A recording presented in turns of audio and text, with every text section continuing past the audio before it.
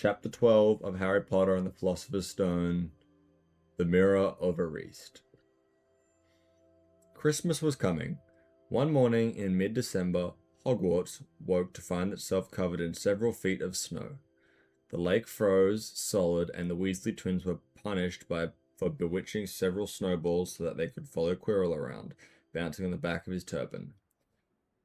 The few owls that managed to battle their way through the stormy sky to deliver post had to be nursed back to health by Hagrid before they could fly again.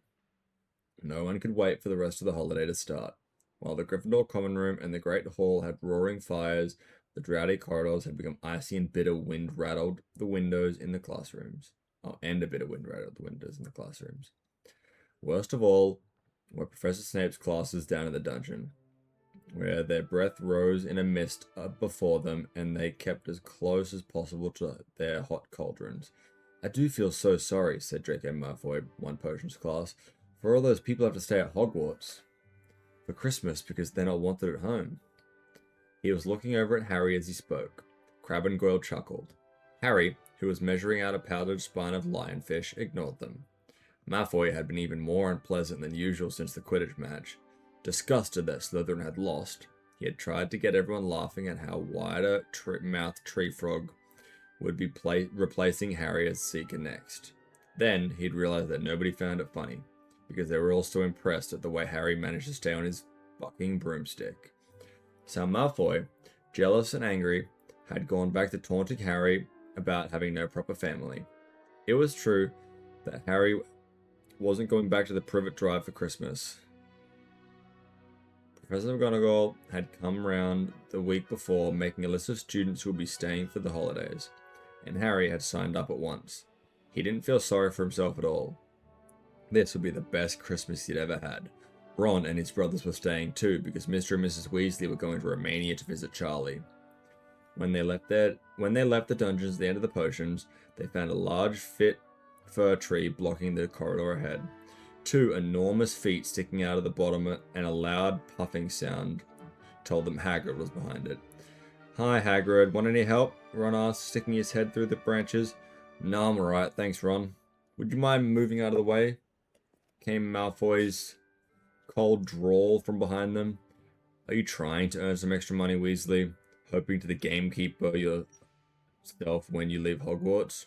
I suppose the hut of Hagrid's must be a palace compared to your family's used to." "Thank you for the share, Betty." "Welcome, Hades." Ron dived at Malfoy just as Snape came up the stairs. "Weasley!" Ron let go of the front of Malfoy's robes. "He was provoked, Professor Snape," said Hagrid, sticking his huge hairy face out behind the tree. "Malfoy was insulting his family." "Be that as it may, fighting is against Hogwarts rules, Hagrid," said Snape silkily. 5 points from Gryffindor. "Weasley, and be grateful it isn't more. Move along, all of you." Malfoy, Crabbe, and Goyle pushed roughly past the tree, scattered needles everywhere and smirking. "I'll get him," said Ron, gritting his teeth at Malfoy's back. "One of these days, I'll get him." "I hate them both," said Harry, "Malfoy and Snape." "Come on, cheer up, it's nearly Christmas," said Hagrid. "Tell you what, come with me and see the Great Hall looks like a treat." So Harry, Ron, and Hermione followed Hagrid and his tree off to the Great Hall, where Professor McGonagall and Professor Flitwick were busy with the Christmas decorations. "Ah, Hagrid, the last tree. Put it in the far corner, would you?" I like that, Anderson. Welcome to the chat. That's a good one. The hall looked spectacular. Festoons of holly and mistletoe hung all around the walls, and no fewer than 12 towering Christmas trees stood around the room. Some sparkling with tiny icicles, some glittering with hundreds of candles. "Thank you for the follow." Okay. How many days you got left until your holidays?" Hagrid asked. "Just one," Hermione said. "And that reminds me, Harry, Ron, we've got half an hour before lunch, so we should be in the library." "Oh yeah, you're right," said Ron, tearing his eyes away from Professor Flitwick, who had golden bubbles blossoming out of his wand and was trailing them all over the branches of the new tree.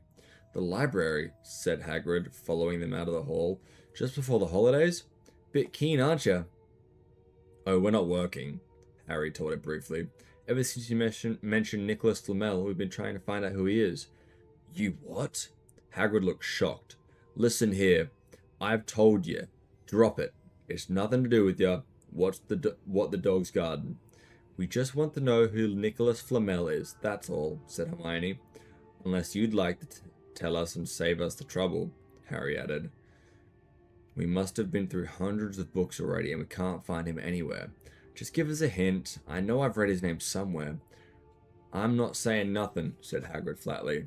I have played Crimson Desert, Georgia. Just have to find that ourselves then, said Ron, and they left Hagrid looking disgruntled and hurried off to the library. They had indeed been searching books for Flamel's name ever since Hagrid had let that slip, because how else were they going to find out what Snape was trying to steal?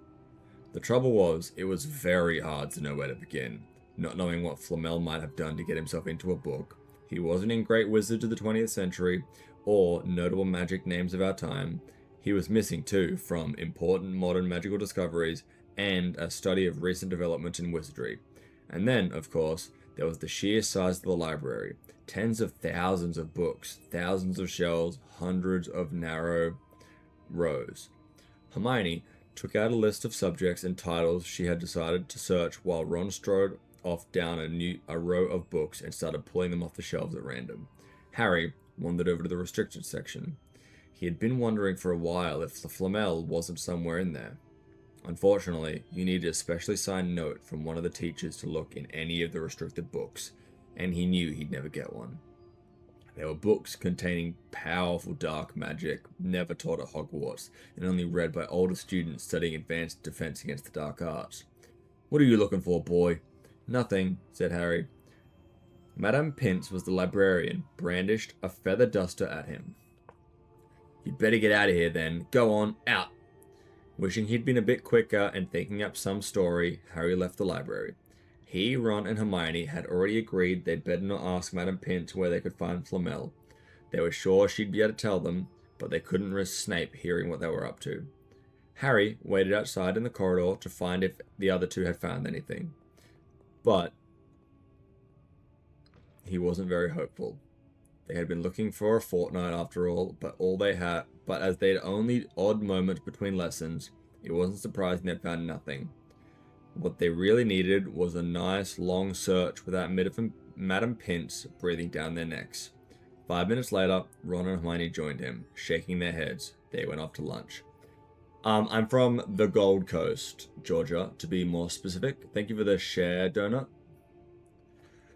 You will keep looking while I'm away, won't you? Said Hermione, and send me an owl if you find anything. And you could ask your parents if they know who Nicholas Flamel is, said Ron. It'd be safe to ask them. Very safe, as they're both dentists, said Hermione. Once holidays had started, Ron and Harry were having too good of a time to think about much about Flamel. They had the dormitory to themselves, and the common room was far emptier than usual, so they were able to get good armchairs by the fire. They sat by the hour eating anything they could spear on a toasting fork, bread, crumpets, and marshmallows, and plotting ways of getting Malfoy expelled, which were fun to talk about even if they wouldn't work. Oh yeah, Georgia. Georgia, if you want, I can send you an invite to the Discord server. That way you can get notified when I go live, because I do this every day. Ron also started teaching Harry wizard chess, which was exactly like Muggle chess, except that the pieces were alive, which made it a lot like directing troops in battle. Ron's set was very old and battered. Like everything else he owned, it had once belonged to someone else in his family. In this case, his grandmother. However, old chessmen weren't a drawback at all. Ron knew them so well he never had any trouble getting what he wanted. Could you send Betty, could you send Georgia a invite to my Discord, please? Thank you for the whatever that is. Will it? Okay. Harry played with chessman Seamus Finnegan had lent him, and they didn't trust him at all. He was very good at a chess player, and they kept shouting different bits of advice at him, which was confusing. Don't send me there. Can't you see his knight? Send him. We can afford to lose him. On Christmas Eve, Harry went to the bed looking forward to the next day for the food and the fun, but not expecting any presents at all. When he woke early next morning, however, the first thing he saw was a small pile of packages on the foot of his bed. "Happy Christmas," said Ron sleepily, as Harry scrambled out of bed and pulled on his dressing gown. "You too," said Harry. "Will you look at this? I've got presents." "What did you expect? Turnips?" said Ron, turning to his own pile, which was a lot bigger than Harry's. Harry picked up the top parcel. It was wrapped in thick brown paper and scrawled across it, "To Harry, from Hagrid." Inside was a roughly cut wooden flute. Hagrid had obviously whittled it himself. Harry blew it. It sounded a bit like an owl. A second, very small parcel contained the note. "We received your message and enclosed your Christmas present from Uncle Vernon and Aunt Petunia." Sellotaped to the note was a 50-pence piece. "That's friendly," said Harry. Ron was fascinated by the 50-pence. "Thank you for the follow, Liv." I am reading the book, Williams, okay? If you'd like, again, Betty can send you an invite to the Discord. That way you get notified when I go live. Welcome to the Twitch chat, Liv. Nice to have you here. Thank you for the dinosaurs, Kimchi.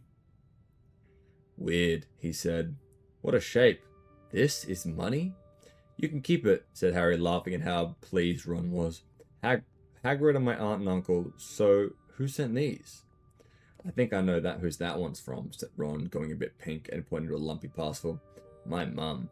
I told her you didn't expect any presents. And, oh no," he groaned, "she's made you a Weasley jumper." Harry had torn open the parcel to find a thick, hand-knitted sweater in emerald green and a large box of homemade fudge. "Every year she makes a jumper," said Ron, unwrapping his own, "and mine's always maroon." "That's really nice of her," said Harry, trying the fudge, which was pretty tasty. His next present also contained sweets, a large box of chocolate frogs from Hermione. This left only one parcel. Harry picked it up and felt it. It was very light. He unwrapped it. Something fluid and silky grey went slithering to the floor where it lay in gleaming folds. Ron gasped.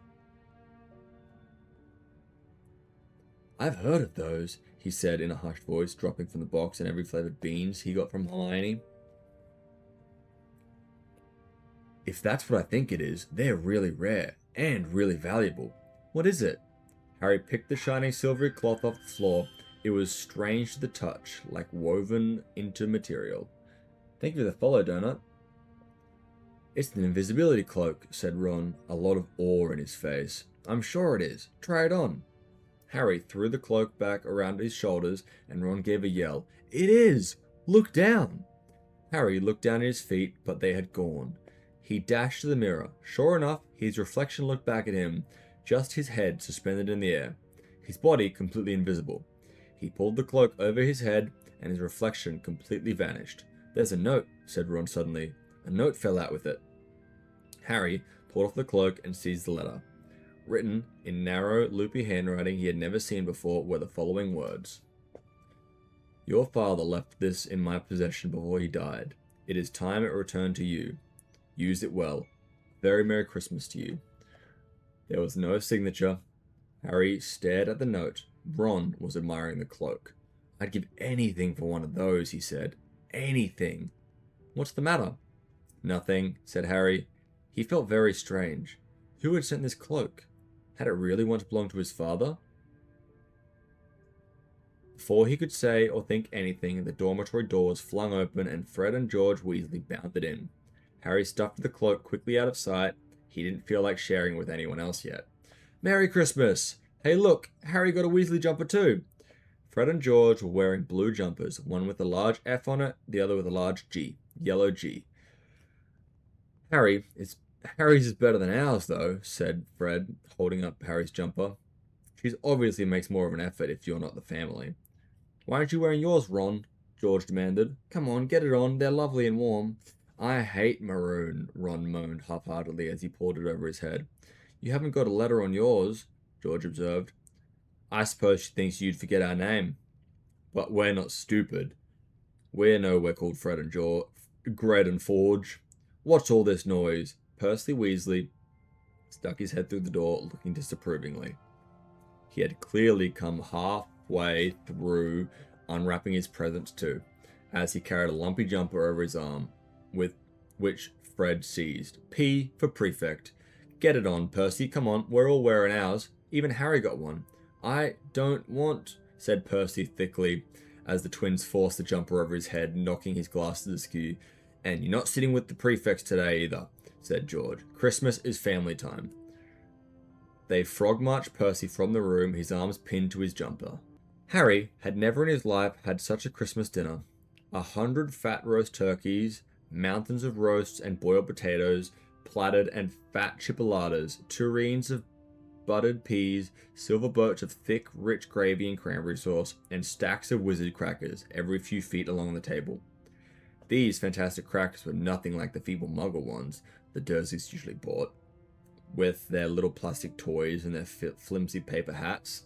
Harry pulled a wizard cracker from Fred, and it didn't bang. It went off with a blast like a cannon and engulfed them all in a cloud of blue smoke, while from the inside exploded a rear admiral's hat and several live white mice. Up on the high table, Dumbledore had swapped his pointed wizard hats for a flowery bonnet and was chuckling merrily at a joke Professor Flitwick had just read him. Flaming Christmas puddings followed the turkey. Percy nearly broke his teeth on a silver sickle embedded on the slice. Harry watched Hagrid get redder and redder in the face as he called for more wine. Finally, kissing Professor McGonagall on the cheek, who to Harry's amazement giggled and blushed, her top hat lopsided. When Harry finally left the table, he was laden down with stacks of things out of the crackers, including a pack of non-explodable luminous balloons, a Grow and Warts kit, and his own new wizard's chess set. The white mice had disappeared, and Harry had a nasty feeling they were going to end up in Miss Norris's Christmas dinner. Harry and the Weasleys spent an happy afternoon having a furious snowball fight in the grounds. Then, cold, wet, and gasping for breath, they returned to the fire in the Gryffindor common room, where Harry broke in his new chess set by losing spectacularly to Ron. He suspected he wouldn't have much luck. He wouldn't have lost so much if Percy hadn't have tried to help him so much. After a tea of turkey sandwiches, crumpets, trifle, and Christmas cake, everyone felt too full and sleepy to do much more before bed, except sit and watch Percy chase Fred and George all over the Gryffindor Tower because they'd stolen his prefect badge. It had been Harry's best Christmas day ever, yet something had been nagging at the back of his mind all day. Not until he climbed into bed was he free to think about it. The invisibility cloak and whoever had sent it. Ron, full of turkey and cake, with nothing mysterious to bother him, fell asleep almost as soon as he'd drawn the curtains on his four-poster. Harry leant over the side of his own bed and pulled the cloak out from under it. This had been his father's. He let the material flow over his hands, smooth than silk, light as air. Use it well, the note said. He had to try it now. He slipped out of bed and wrapped the cloak around himself. Looking down at his legs, he saw only moonlight and shadows. It was a very funny feeling. Use it well. Suddenly, Harry felt wide awake. The whole of Hogwarts was open to him in this cloak. Excitement flooded through him as he stood there in the dark and silence. He could go anywhere in this. Anywhere. And Filch would never know. Ron grunted in his sleep. Should Harry wake him? Something held him back. His father's cloak. He felt that this time, the first time, he wanted to use it alone. He crept out of the dormitory, down the stairs, across the common room, and climbed through the portrait hole. Who's there? Squawked the fat lady. Harry said nothing. He walked quickly down the corridor. Where should he go? He stopped, his heart racing, and thought, and then it came to him. The restricted section of the library. He'd be able to read as long as he liked, as long as it took to find out who Flamel was. He set off, drawing the invisibility cloak tight around him as he walked. The library was pitch black and very eerie. Harry lit a lamp to see his way along the rows of books.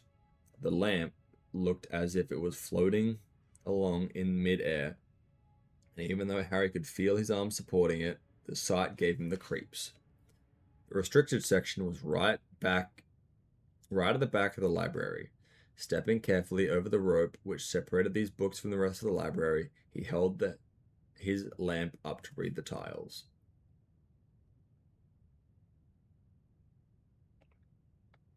Give me a second. Just checking to see if Williams has requested.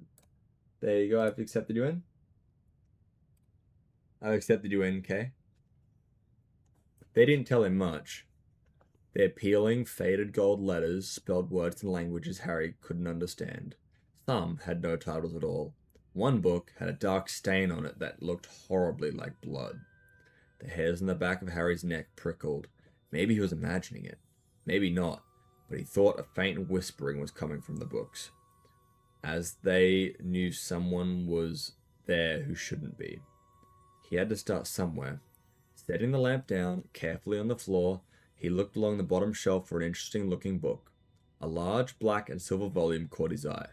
He pulled it out with difficulty because it was very heavy and balanced on his knee. He let it fall open. A piercing, blood-curdling shriek split the silence. The book was screaming. Harry snapped it shut, but the shriek went on. One high, unbroken, ear-splitting note. He stumbled backwards and knocked over his lamp, which went out at once. Panicking, he heard footsteps coming down the corridor outside. Stuffing the shrieking book back on the shelf, he ran for it. He passed Filch, who almost in the hallway. Filch's pale, wild eyes looked straight through him as Harry slipped under Filch's outstretched arm and streaked off up the corridor. The book's shriek still ringing in his ears, he came to a sudden halt in front of a tall suit of armor. He had been so busy getting away from the library, he hadn't paid attention to where he was going. Perhaps because it was dark, he didn't recognize where he was at all. There was a suit of armor near the kitchens, he knew, but he must be 5 floors above there. You asked me to come directly to you, Professor. If anyone is wondering about night, and somebody's been in the library, restricted section. Harry felt the blood drain from his face. Wherever he was, Filch must know a shortcut, because his soft, greasy voice was getting nearer, and to his horror, it was Snape who replied. The restricted section? Well, they can't be far, we'll catch 'em. Harry stood rooted to the spot as Filch and Snape came around the corner. They couldn't see him, of course, but it was a narrow corridor, and if they came much nearer, they'd knock right into him. The cloak didn't stop him from being solid. He backed away as quietly as he could. A door stood ajar to his left. It was his only hope. He squeezed through it, holding his breath, trying not to move, and to his relief, he managed to get inside the room without them noticing anything. They walked straight past, and Harry leant against the wall, breathing deeply, listening to their footsteps die away. They had been close. Very close. It was a few seconds before he noticed anything about the room he had hidden in. Good morning, Ruby. Nice to have you here. It looked like a disused classroom. The dark shapes of desks and chairs were piled against the walls, and there was an upturned white paper basket. But propped against the wall, facing him, was something that didn't look as if it belonged there. Something that looked as if someone had just put it there to keep it out of the way. It was a magnificent mirror, as high as the ceiling, with an ornate gold frame standing on 2 clawed feet. There was an inscription carved around it. Erised stra ebru oit ub kafru oit of wobsy. No, all good. Thank you for joining the chat anyway, Ruby. His panic fading now that there was no sound of Filch and Snape, Harry moved nearer to the mirror. Wanting to look at himself but see no reflection, he stepped in front of it. He had to clap his hands over his mouth to stop himself from screaming. He whirled around. His heart was pounding far more furiously than when the book had screamed. He had not seen himself in the mirror, but a whole crowd of people standing behind him. But the room was empty. Breathing very fast, he turned slowly back to the mirror. There he was, reflected in it, white and scared looking, and there, reflected behind him, were at least 10 others. Harry looked over his shoulder, but there was still no one there. Or were they all invisible too? Was he in fact in a room full of invisible people, and the mirror's trick was that it reflected them invisible or not? He looked at the mirror again. A woman standing right behind his reflection was smiling at him and waving. He reached out his hand and felt the air behind him. If she was really there, he'd touch her. Their reflections were so close together, but he felt only air. She and the others existed only in the mirror. She was a very pretty woman. She had dark red hair and her eyes. Her eyes are just like mine, Harry thought.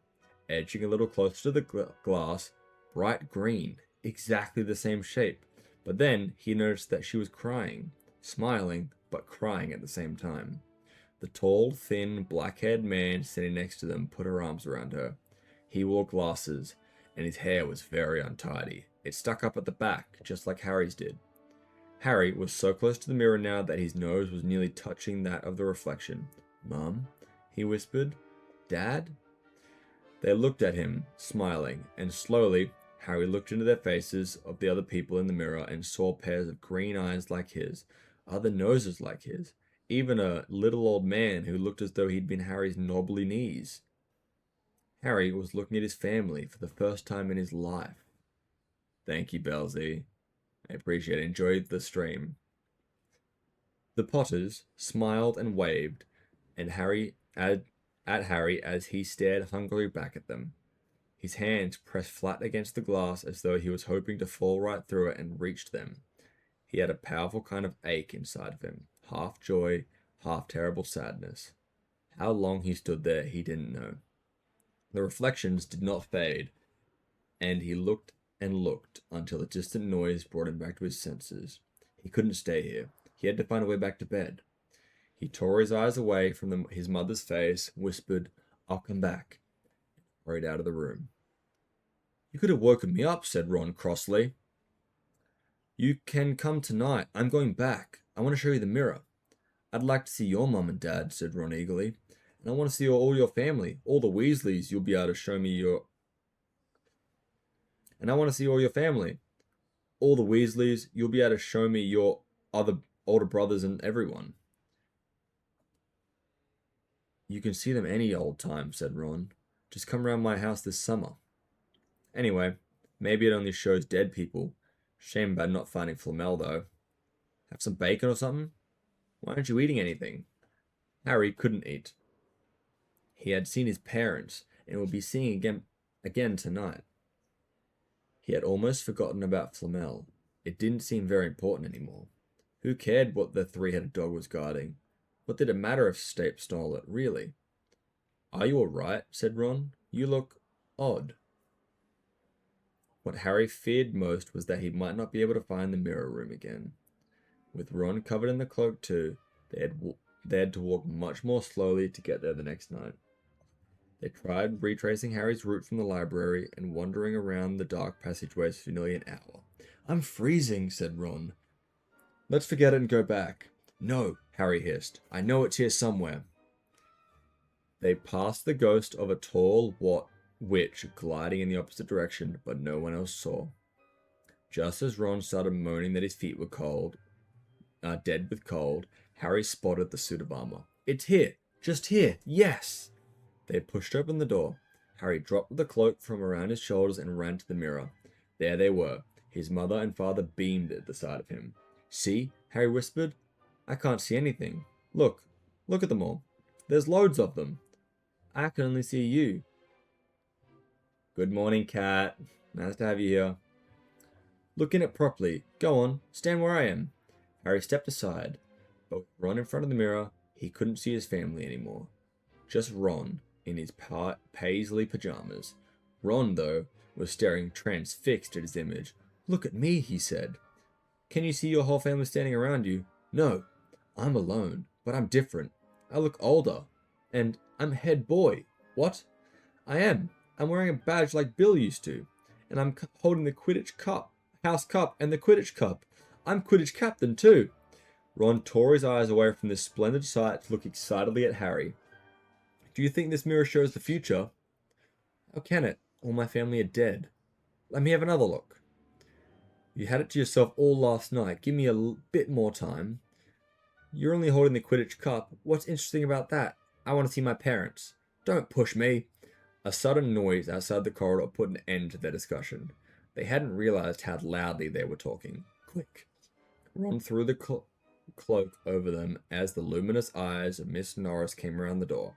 Harry and Ron stood quite still, both thinking the same thing. Did the cloak work on cats?